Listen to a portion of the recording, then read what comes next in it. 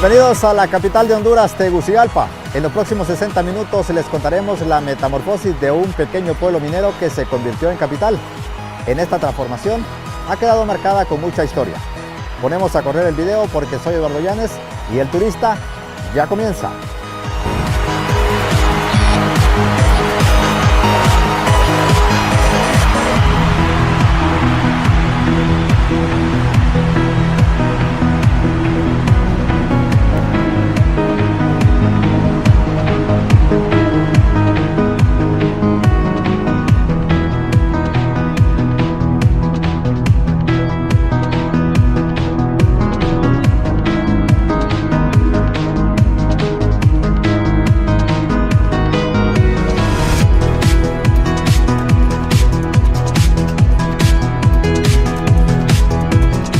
Corría el año de 1578 cuando los españoles le dieron el nombre de Real de Minas de San Miguel de Tegucigalpa.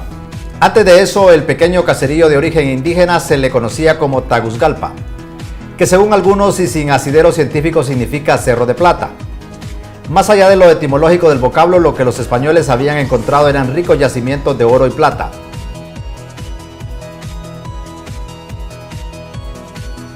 Así nació la importancia por aquel escondido y casi anónimo pueblo en las riberas del otrora cristalino río Choluteca.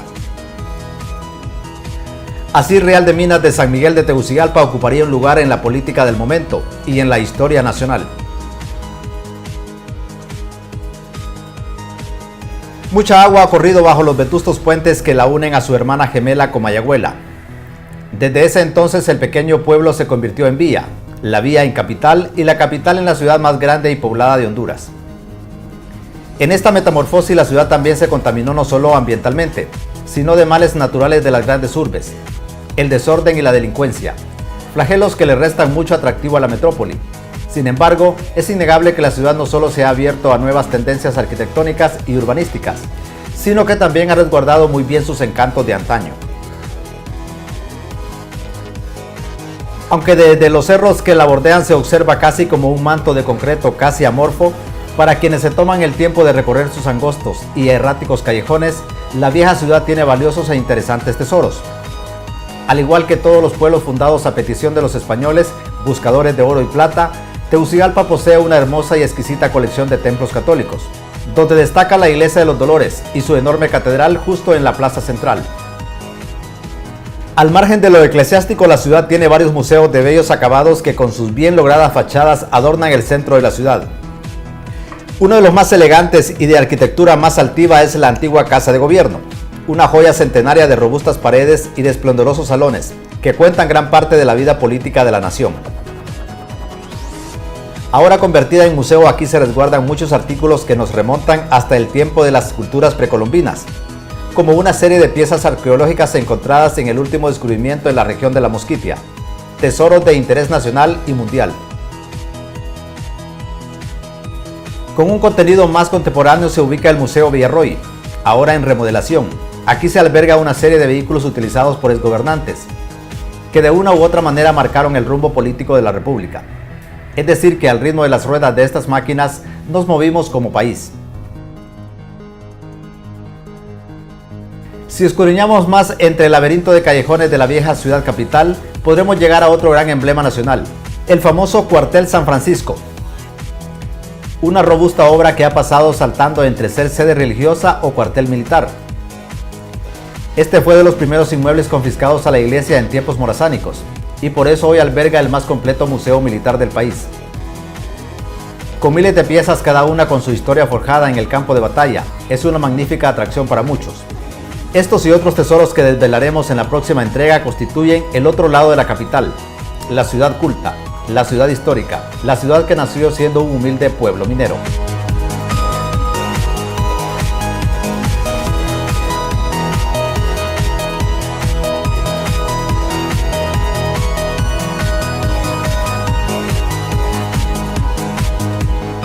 En el siglo XVIII ya hay élites muy bien estructuradas en Tegucigalpa. Hay élites de mineros, de comerciantes y de ganaderos, ¿verdad? Ambos vinculados en intereses, ¿verdad? En alianzas matrimoniales. Digamos que era una élite muy fuerte que siempre defendió los intereses políticos en la región de Tegucigalpa, de lo que era la antigua Alcaldía Mayor de Tegucigalpa, con el objetivo de garantizarle a esta élite seguir teniendo un dominio económico en la provincia de Honduras. Entonces eso le acarrió a Tegucigalpa entrar en un conflicto con la capital Comayagua. En 1788 se instaló el régimen de intendencias durante las reformas borbónicas y Tegucigalpa, su jurisdicción fue subordinada a la centralización política en la capital Comayagua, y ahí empezó esta lucha de las élites por tratar de tener autonomía política y autonomía económica.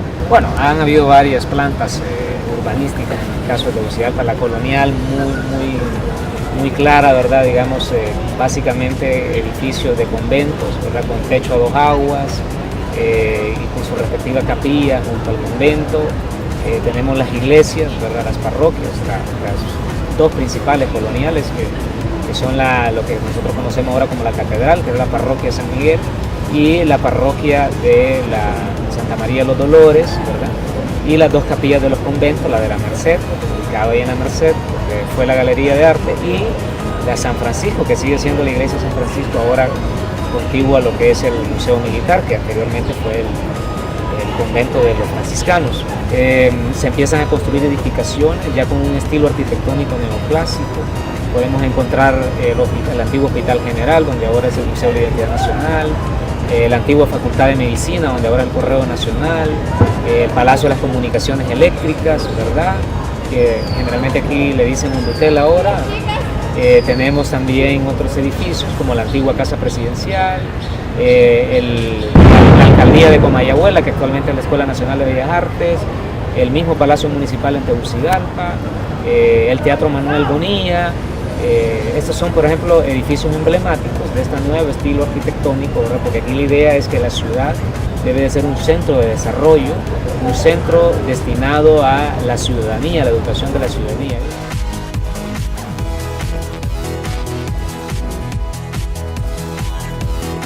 La transformación del pequeño pueblo a ciudad y con el grado de capital ha multiplicado la población de Tegucigalpa y desde luego ha abierto enormes desafíos para la comunidad, muchos de ellos casi insalvables, como la seguridad ciudadana, el transporte o el simple hecho de carecer de pocas opciones para su crecimiento urbano.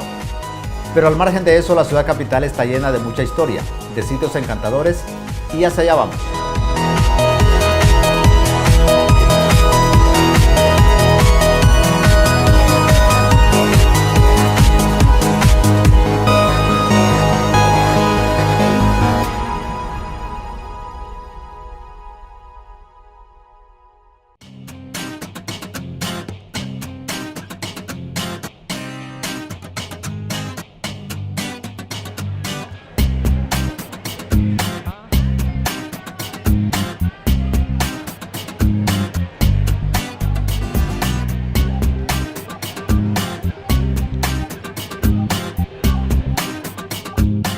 Un símbolo de Tegucigalpa y donde se aglutina su mayor número de monumentos históricos y religiosos es el casco central.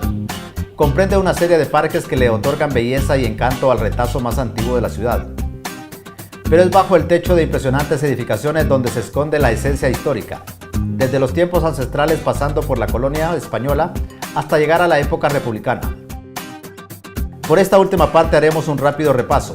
Para eso iremos al Museo de Villarroy, un monumento en reparación pero que aún resguarda una vieja colección de vehículos que sirvieron para el transporte de varios expresidentes. Entre estos se destaca por su edad y por su enorme tamaño el Packard que durante muchos años utilizó el general y dictador Tiburcio Carías Andino. La figura de este hombre resalta por su gobierno con mano de hierro y por ser hasta hoy el hombre que más tiempo ha ocupado la silla presidencial, 16 años. Llegó al poder mediante el voto popular, pero su mayor parte se sostuvo mediante el poder de las armas. Por eso con Tiburcio Carías solo puede hacerse dos cosas, amarlo u odiarlo. Mire, bajo la tutela del instituto, que son propiedad del instituto, solamente es la antigua Casa Presidencial y el edificio del Museo Villarroy, en Tegucigalpa, en el centro histórico. Todos los demás edificios que están inventariados como centros históricos pertenecen a distintos propietarios, ¿verdad? Como el Palacio de Telecomunicaciones de Undutel, el MIN de la Secretaría de Gobernación, aunque esté dado como para que lo pueda usar el Museo para la Identidad Nacional, el Correo Nacional, que es el edificio de Correos, y otra serie de inmuebles que también son propiedad privada. Los vehículos forman parte de la colección de bienes patrimoniales del Instituto Hondureño de Antropología e Historia y ellos han sido donados al Estado por sus expropietarios, ¿verdad? El vehículo de José Simón Ascona, 2 vehículos que pertenecieron al general Carías, uno que era el de uso oficial y otro que era el de uso particular. Está también el vehículo de Policarpo Paz García, ¿verdad? Y pues ellos representan parte de la historia nacional, ¿verdad? Del poder que fue ejercido precisamente por esos presidentes y que son pues objetos emblemáticos que muestran la historia del país. El visitante podrá ver los vehículos y dar la interpretación histórica correspondiente a cada época. Una colección más variada puede verse en otro enorme museo del centro de la vieja Tegucigalpa. Nos referimos al cuartel San Francisco. Internarse en sus elegantes salones es retroceder en el pasado y conocer trofeos de guerra, insignias que hablan de la transformación de las Fuerzas Armadas y las armas más antiguas que van saliendo de servicio.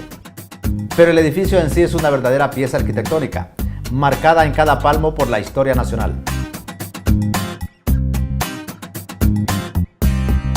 Bueno, primero que todo debemos saber de que este inmueble fue declarado patrimonio, ¿verdad? Cultural de todos los hondureños, ¿verdad? Fue fundado en el año 1592 como un convento, ¿verdad? San Diego de Alcalá, en donde partían lo que eran las misiones de evangelización para lo que antiguamente todos conocemos, hemos escuchado hablar de Tegucigalpa, ¿verdad? Donde todos los franciscanos iban en busca de almas, ¿verdad? Para lo que era la Iglesia Católica y para lo que era la corona española. Después este edificio va a sufrir muchas transformaciones. Por muchos años va a estar en manos de los que son los franciscanos hasta que va a llegar lo que es Francisco Morazán, ¿verdad? Es más, a 5 cuadras de aquí nació y creció lo que es el general Francisco Morazán Quesada y vino, aquí dio sus primeros pasos, ¿verdad? A estudiar vino. Después va a funcionar lo que es la casa del cuño, donde se encuñaban lo que eran las monedas, ¿verdad? Se ha encontrado en excavaciones que hizo el Instituto de Antropología e Historia, se han encontrado muchas de estas monedas de plata, ¿verdad? Muy importantes para la historia. Después va a funcionar también como un cuartel militar en todas esas batallas que Morazán va a luchar no solo en Honduras, sino que en El Salvador, en Guatemala, ¿verdad? Desde lo que son épocas prehispánicas, ¿verdad? Tenemos, por ejemplo, piedras que se utilizaban, ¿verdad? Para la defensa, en aquel tiempo el ataque y defensa militar, ¿verdad? Tenemos lo que son también hojas de obsidiana, ¿verdad? Que eran muy importantes para, en la época prehispánica, la lucha entre tribus.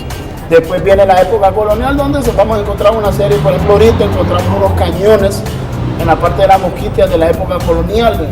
Estamos trabajando modernamente para traer esos cañones que se utilizaban en embarcaciones coloniales, ¿verdad? Y traerlos para exhibirlos al público. Eso es uno de los proyectos que tenemos a corto y mediano alcance, ¿verdad? En cuanto a las armas, destacan piezas de la Segunda Guerra Mundial que luego formaron parte del ejército hondureño, pertrechos utilizados en el conflicto bélico de 1969 y un viejo helicóptero, famoso por sus años de servicio y por su fiabilidad en diferentes guerras a nivel mundial. Muy interesante el helicóptero UH-1B, ¿verdad? Un helicóptero de combate, un helicóptero utilitario, ¿verdad? Que se utilizó, en Vietnam, muy famoso esta unidad. En Honduras entraron 20 helicópteros de estos que fueron utilizados desde los años 80, ¿verdad? Y también fueron utilizados tanto para rescate de personas, ¿verdad? Para, por ejemplo, apagar fuego, ¿verdad? Transporte de víveres, por ejemplo, durante el huracán Mitch, ¿verdad? Estos helicópteros tuvieron mucha participación y este se ha ganado el puesto aquí. ¿Por qué? Porque en ese tiempo el huracán Mitch ayudó mucho, ¿verdad? Al rescate de personas civiles y el transporte de lo que serían primeros auxilios, ¿verdad? Está artillado, sí, con una ametralladora, una Gatling, ¿verdad? 7.62, es un helicóptero de los mejores que se ha fabricado en la historia. Estos se han fabricado más de 16,000 de esta unidad. Y en Honduras tenemos todavía volando helicópteros de estos. Y no solo en Honduras, sino que en diferentes fuerzas aéreas a nivel mundial, ¿verdad? Pero si deseamos conocer piezas más antiguas aquí mismo en el pleno centro de la ciudad capital, es posible ponerse cara a cara con el pasado precolombino. Gracias al Instituto Hondureño de Antropología e Historia ha sido posible mostrar una magnífica colección de piezas de miles de años. Son obras simples en apariencia, pero que estaban condenadas a perderse bajo el espejo de agua de la represa hidroeléctrica Patuca 3. Sin embargo, un grupo de arqueólogos que hizo la búsqueda pudo rescatarlas y hoy por hoy están en proceso de restauración. Bueno, lo que aquí estamos observando son algunas de las piezas recuperadas de las excavaciones realizadas en los sitios arqueológicos que están ubicados en el río Patuca, en donde pues va a inundarse dentro de poco. Ya la construcción de la presa está muy avanzada y bueno, cuando hay sitios patrimoniales en áreas donde van a construirse obras de infraestructura, por ley por la ley de patrimonio cultural, se tiene que hacer un rescate total del patrimonio cultural que se encuentra en estas áreas para que no sea destruido, sino rescatado, y después el área queda ya libre para una obra de infraestructura. Y lo que tenemos aquí precisamente son estas vasijas que fueron recuperadas de estas excavaciones de rescate arqueológico en la zona de embalse de la presa Patuca 3.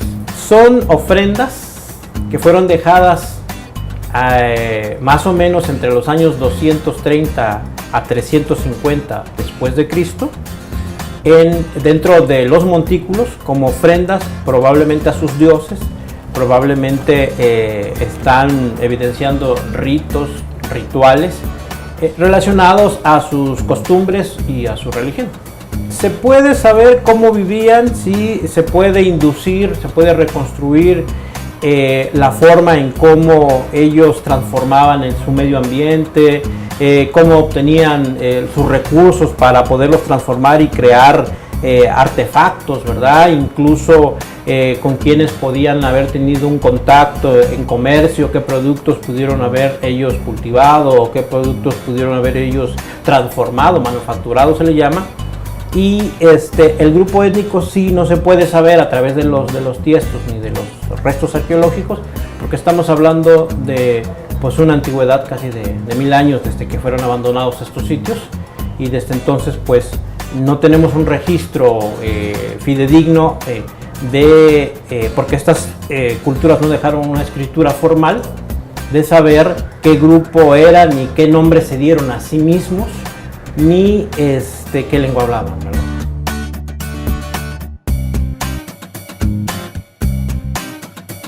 Es momento de seguir transitando por la abundante historia de la capital. Ahora nos dirigimos a su más nuevo museo, una joya arquitectónica que durante años albergó la Presidencia de la República. Pero antes de conocerla por dentro haremos una pausa para encontrarnos con una de las tantas artistas que viven en Tegucigalpa.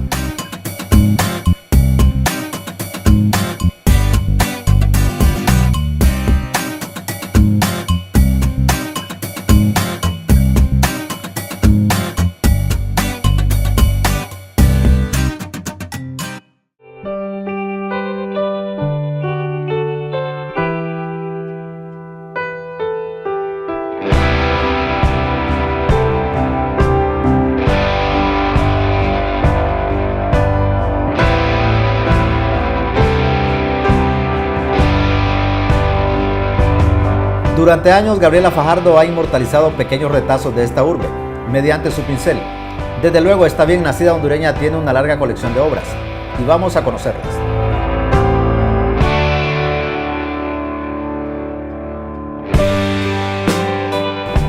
Y por ahí comienza uno y empieza a darse cuenta que de verdad hay una diferencia, que uno tiene más facilidad para hacer las cosas. Aparte de que a mí siempre me gustaba, por ejemplo, estar haciendo caligrafía. Mientras la maestra estaba dando clases, yo estaba rayando por aquí, rayaba todos mis cuadernos, por atrás, por delante, y dibujitos, pichinguitos. Sí. ¿Y ya lo toma como una profesión en qué momento? Me caso y de repente entonces la familia, ¿verdad? Dedicarme a la familia, de repente llega un momento en que el despertar de toda mujer se da cuenta que uno existe, que hay cosas que le gustan a uno y que tiene que darles interés. Entonces empiezo a transformar mi casa, a pintar ciertas cosas y empiezo como a disfrutarlo más. entonces ya me lo voy tomando más en serio. Me intereso por aprender cursos, veo en la televisión, en el internet, la revolución del internet me ayuda mucho porque ya tengo más acceso y no necesito ir a un centro de estudio. Eso me ayuda mucho. ¿Y admira a algún pintor nacional o internacional? Sí, la verdad es que hay muchos. A mí me gusta mucho la pintura antigua, del Renacimiento, el Romanticismo, me encanta. Y no puedo entender cómo ellos lo hacían tan bien, no lo puedo entender con tantas limitaciones. Y por qué todavía, aún ahora, siento que nosotros no hemos llegado a lo que ellos llegaron, con tantos límites. No sabría decirle, la verdad es que yo amo todas mis pinturas y a cada una le encuentro un amor especial y me cuesta desprenderme de ellas, son como pequeños hijitos míos, pero sí trabajo bastante por encargo, entonces esos que son por encargo ya desde el inicio ya siento que están desprendidas de mí, pero no sabría así como decir tal, me encantó y cada una la disfruto de diferente forma. Algo que me encanta y a lo cual no le tengo ningún temor es a pintar el desnudo, cosa que en la cultura hondureña pues todavía tenemos que abrirnos un poquito a eso, porque en otros países, en Europa y Estados Unidos pues no hay problema, pero a nivel centroamericano y Latinoamérica todavía hay esa cuestión de tenerle temor a ver una mujer desnuda, un hombre desnudo, pero es arte. No me lo inventé yo, no se lo inventaron mis compañeros colegas. Eso ya viene de tiempos antiguos. Entonces, pero se disfruta mucho porque es que es la figura del hombre y de la mujer, que es arte, porque es arte creado por Dios. Es nada más eso, es arte. Cada uno de nosotros lleva una obra de arte en sí mismo. Y entonces eso es lo que me encanta a mí, el trazado de la figura humana. Las formas, el torso, los glúteos, las espaldas, y lo hago más con lo que es la mujer porque es lo que más se acepta en nuestra sociedad. Mientras los ajustados y precisos trazos del artista le dan forma a la más nueva de sus obras, nosotros vagaremos nuevamente por la antigua Tegucigalpa, esa de estrechos callejones tapizados con piedra. Para eso no hay mejor lugar que tomar el viejo callejón que conduce del Parque Central hasta la antigua Casa de Gobierno, uno de los edificios más hermosos del centro de la ciudad. Además de viejo e histórico, es de las joyas arquitectónicas mejor conservadas del país, a pesar de los embates de los años y uno que otro fenómeno natural, como el huracán Mitch, que en 1998 profanó el bello edificio. Entre las estrechas y ruidosas calles de Tegucigalpa y el río Choluteca, el descuidado río Choluteca, hay un sitio más que interesante y es el Museo de la Antigua Casa de Gobierno, un lugar que está lleno de objetos desde culturas precolombinas hasta lo más relacionado con la vida política del país. Estoy justamente subido en uno de los torreones que eran usados por la guardia que mantenía el general Tiburcio Carillas Sandino, pero voy a llevarles a conocer cada rincón de este museo. Acompáñenme.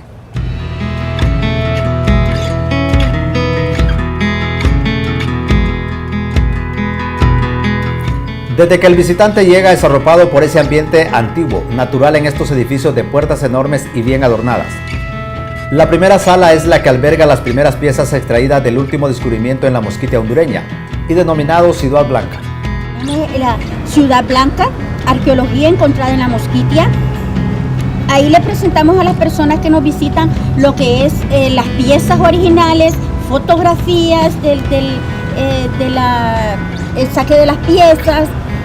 También tenemos videos donde las personas pues van mirando cómo se extraen las piezas, el trabajo antropológico, arqueológico que hacen, los estudios que hacen los arqueólogos ya con una carrera nueva en la Universidad de Arqueología, Antropología. Entonces ellos están trabajando en esa área de la Mosquitia, ¿verdad? Trayendo todas las más de 200 piezas que han sido encontradas en esa área. ¿Cuáles son las piezas más importantes que han traído de Ciudad Blanca y que están aquí? Para mí también es nuevo eso, le cuento.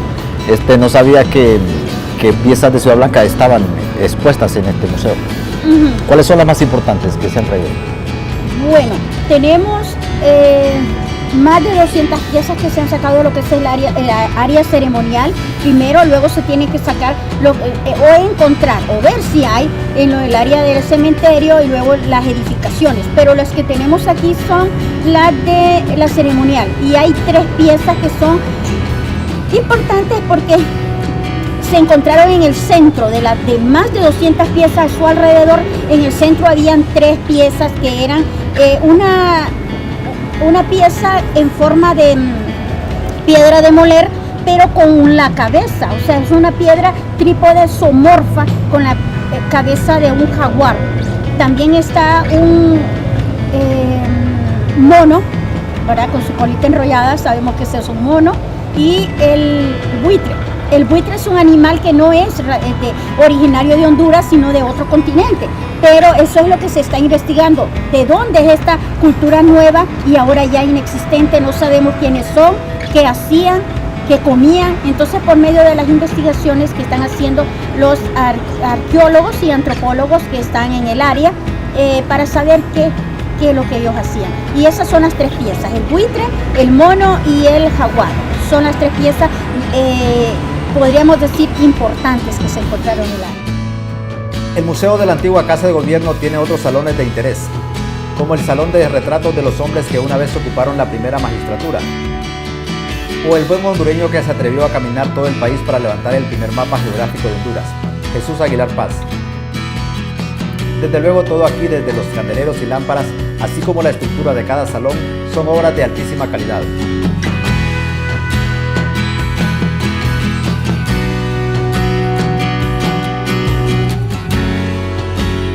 Si podemos narrar el recorrido que se le da al turista, ¿cuáles son los 3-4 salones más importantes con los que el visitante se encuentra? No sé si es porque yo trabajo aquí, pero es algo impresionante. Toda la casa es linda, hermosa. Pero la gente donde más se van a tomar fotos es el Salón de los Espejos, Salón Azul y en los jardines. Y algunos pues que son más así que más intrépidos dicen, ay, a mí me gustan las torres de vigilancia. Y bajan a una de las torres que tiene 3 funciones, tiene un calabozo, una barbería, tenía una barbería y la parte más alta, que es donde la gente sube, pues les damos el permiso. Entonces ahí es donde, esos son los más intrépidos porque no les da miedo bajar y subir partes altas. También tenemos el Salón de Protocolos Presidencial, que es el Salón de los Espejos y Salón Azul. Estos están siendo usados para exposiciones temporales, ¿verdad? Ahorita montamos una que es sobre la vida y algunos objetos que usó don Jesús Aguilar Paz, ¿verdad? Para algunos, conocido por el hombre que recorrió el territorio hondureño, ¿verdad? También tenemos muebles, ¿verdad? De varios personajes importantes, porque de veras que si se los cuento entonces no van a venir a visitarme, a visitar la casa, la antigua casa presidencial. En el Salón Azul tenemos, pues no van a mirar un salón azul, ¿verdad? Porque la historia cuenta desde 1933 que lo pintaron en azul, pero fue tan impactante el periodo presidencial de don Tiburcio Carías que se le sigue llamando Salón Azul. Luego pasamos a la Galería de los Presidentes, que tenemos desde 1922 hasta 1992. Tenemos también la recreación de un despacho presidencial con los muebles del presidente o de los presidentes Julio Lozano, Tiburcio Carías. De más está decir que el interior del museo tiene grabado el buen gusto de los constructores de antaño. A pesar de ser una obra muy robusta, está cargada de minuciosos y elegantes detalles que le dan ese toque mágico y único. En la segunda planta del museo se encuentra otra serie de salones, el de retratos de los expresidentes de la República, y en esta parte hay una recreación. En ningún momento fue el despacho original, sino una recreación de un despacho presidencial. Vamos a conocerlo por dentro.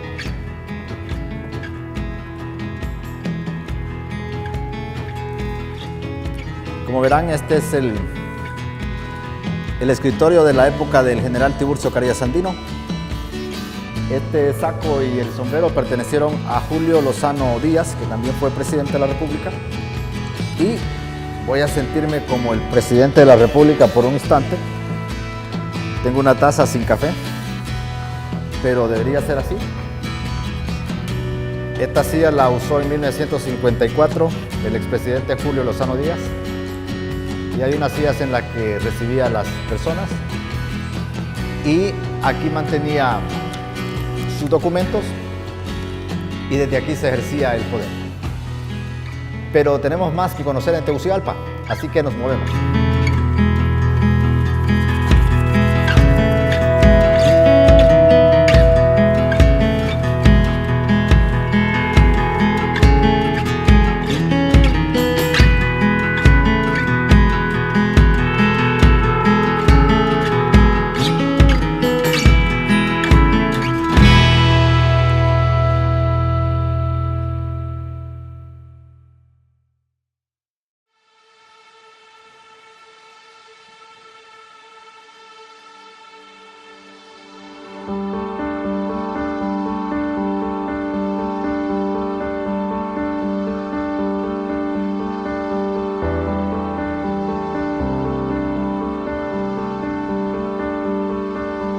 No obstante los esfuerzos estatales y municipales por preservar el casco histórico de la ciudad, hay factores que han influenciado para que poco a poco, a pesar de su riqueza arquitectónica e histórica, el centro de Tegucigalpa poco a poco ha perdido el interés de muchos. Incluso algunas instituciones gubernamentales han migrado hacia las periferias de Tegucigalpa, huyendo del ruido y el incómodo tráfico de la ciudad. Pero en los últimos años ha surgido una iniciativa ciudadana que engloba a varios sectores y que busca regresarle a la ciudad la gloria de antaño, con obras de infraestructura y actividades culturales. Se denomina Volvamos al Centro y es básicamente una iniciativa de la empresa privada y Fuerzas Vivas. Vuelve al Centro nació en diciembre de 2015, o sea, estamos por cumplir 2 años y la idea es promover las virtudes, las historias, la cultura del centro histórico, incentivar a la población a volver al centro, porque si bien tal vez una generación, unos abuelos míos aquí vivieron toda su vida, los hijos de ellos, mi papá, mi mamá, se salieron porque la ciudad expandía y después mi generación tal vez no lo conoció tan bien como las generaciones pasadas. Entonces es de crear espacios para que estas generaciones de hoy en día tengan vivencias también y aprendan a valorar y amar el centro histórico de nuestros padres. Entonces desde un principio la idea era promover, no ejecutar, porque mirábamos que existían todas estas organizaciones culturales, ejecutores en el centro histórico que estaban haciendo eventos, que tenían una programación excelente cultural.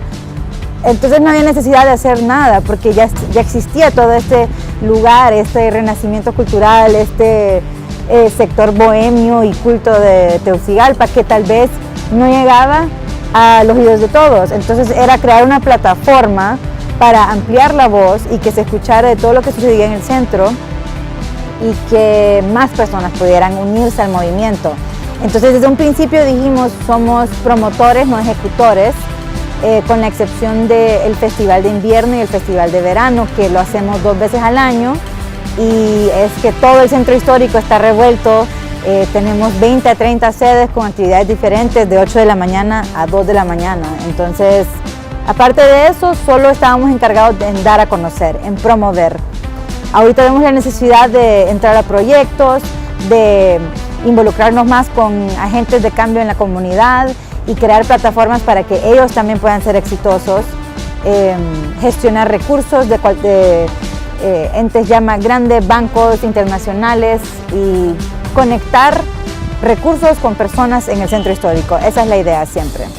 Pues algo que podemos pensar, o sea, obviamente está el proyecto del corredor cívico que está por empezar, y si bien es cierto que bastantes de los edificios gubernamentales se van a desocupar, podemos ver a esos usuarios como que están aquí de necesidad, no están en el centro porque ellos quieren estar en el centro, aquí es su trabajo y tienen que venir, no son personas que escogen trabajar en el centro, vivir en el centro, usar el centro como queremos hacerlo. Entonces, en verdad, no es decir que es bueno, pero sí crea espacios para personas que tal vez sí quieren tener una oficina aquí y sí quieren vivir la vida del centro histórico. Entonces, sí va en visión y sí va en el plan y sí es congruente a los esfuerzos de crear este centro creativo, cultural, de personas que buscan producir arte, producir en general, que quieren salir adelante, quieren emprender. A ellos se les van a abrir estos espacios que los edificios gubernamentales están desocupando. Bueno, nosotros, visión corto plazo es seguir promoviendo y creando eventos y espacios para que las personas vuelvan al centro, que se acostumbre a volver al centro. ¿Qué vas a hacer este fin de semana? Voy a volver al centro. Visión un poco más larga, 5 años tal vez, enlazar con los agentes de cambio como el sector público, la alcaldía, gerencia del centro histórico y gerencia de turismo. Y visión largo plazo siempre que la ciudadanía de Tegucigalpa, se le escuche la voz, que lo que nosotros como ciudadanos queremos en nuestra ciudad suceda, que no sean planes de otras personas, que creamos espacios donde las voces se puedan escuchar y que lo que termine sucediendo es el sueño de todos, la verdad. Mientras volvamos al centro, sigue su idea de enamorar a los capitalinos para que vuelvan a disfrutar de la vieja Tegucigalpa. Nosotros vamos por fin a ver la obra terminada de nuestra amiga pintora. Es la pintura más fresca realizada en la capital.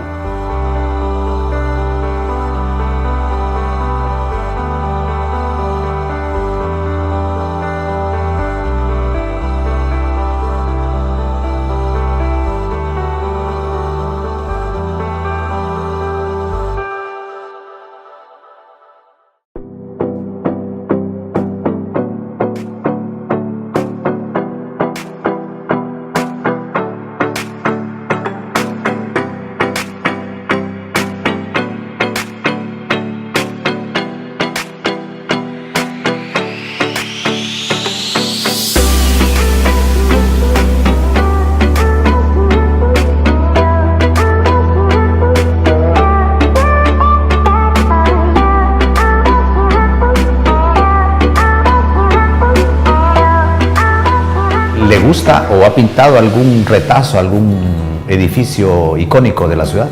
La verdad no. Hasta ahora que estoy haciendo la catedral de Tegucigalpa, y no es tan fácil, le voy a decir, porque la arquitectura lleva perspectiva, aunque esta yo la tracé de una forma sin utilizar regla ni nada, ahí voy, pero me encantaría hacerlo más, esta técnica es acrílica, pero me encantaría más hacerlo en acuarela. Es que la acuarela tiene un sabor diferente al resto de la pintura. Ahora era un caprichito que tenía, pintar la catedral de Tegucigalpa, ¿o no? Sí, porque la verdad es que, muy a pesar de que el contorno en el centro de Tegucigalpa no es muy agradable, pero la catedral es muy bonita y muy visitada. Y bueno, la catedral de Tegucigalpa tiene mucha importancia. Vamos a ver, muéstrenos. Es esta la catedral de Tegucigalpa, es parte de la historia de Honduras y encantada yo de haber hecho esto, animarme a hacer algo arquitectónico de esa forma. ¿Le gusta ese color nuevo que le han dado a la catedral? Sí, me encanta, es bonito. Hay pocas catedrales con ese casi marrón. Sí, pero le da un tono bien especial. Generalmente son blancas, pero encontraron el color perfecto. Sí. Hay mucho detalle de un cielo hermoso, no sé si así lo vio usted, y muy pocos reparan en que hay 4 palmeras ahí en esa parte de la catedral. Exactamente, sí, es cierto. Las 4 palmeras que en realidad le da ese aspecto tan bonito. Me falta aquí unas cuantas personas caminando, transitando por la calle, la peatonal, pero prácticamente casi está. Y es un obsequio para estas fechas tan especiales que celebra la capital.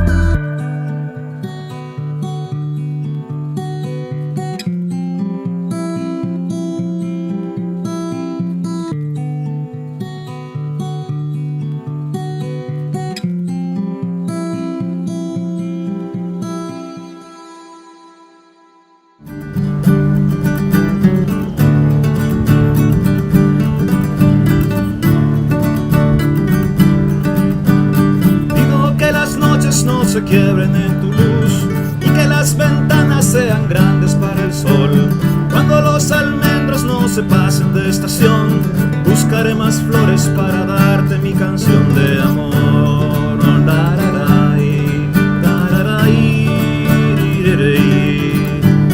Pido atardeceres en los cielos de Roatán y que tus mañanas sean siempre para hablar. Cuando los jardines no se pasen de estación, buscaré más flores para darte mi canción de amor.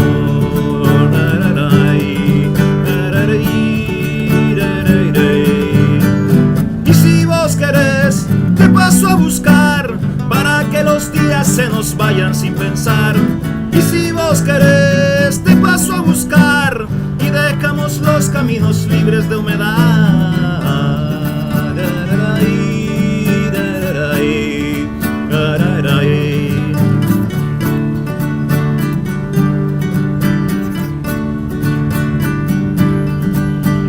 Pido tu mirada más alegre para mí y que toda el alma se disuelva en el amor.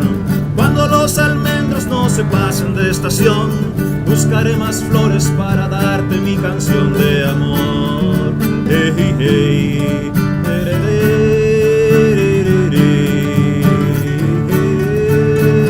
Y si vos querés, te paso a buscar para que los días se nos vayan sin pensar. Y si vos querés, te paso a buscar y dejamos los caminos libres de humedad.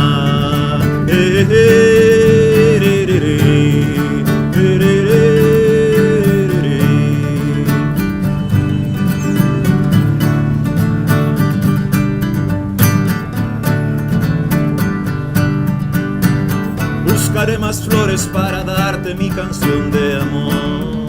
Hey, hey, hey, hey. Buscaré más flores para darte mi canción de amor.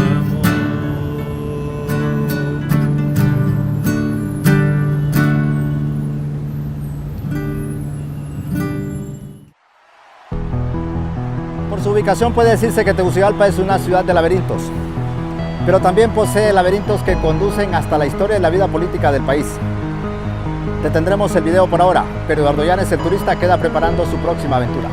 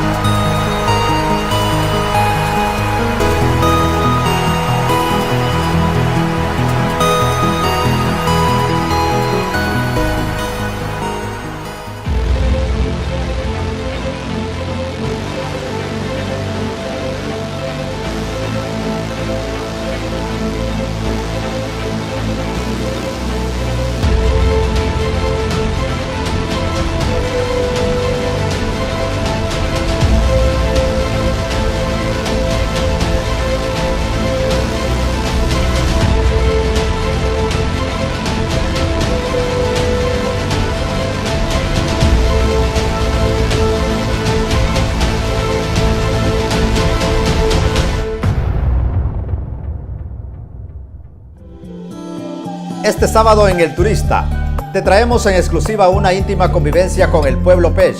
Aprende todo sobre sus costumbres y sus platillos tradicionales como el sazal. Acompáñanos a un recorrido por sus fantásticos balnearios naturales y de aguas termales. Además, conoce toda la historia de este municipio lanchano o atrévete a conocer su magna cueva de agua blanca. El Turista te presenta a plenitud el municipio de Culmío Lancho.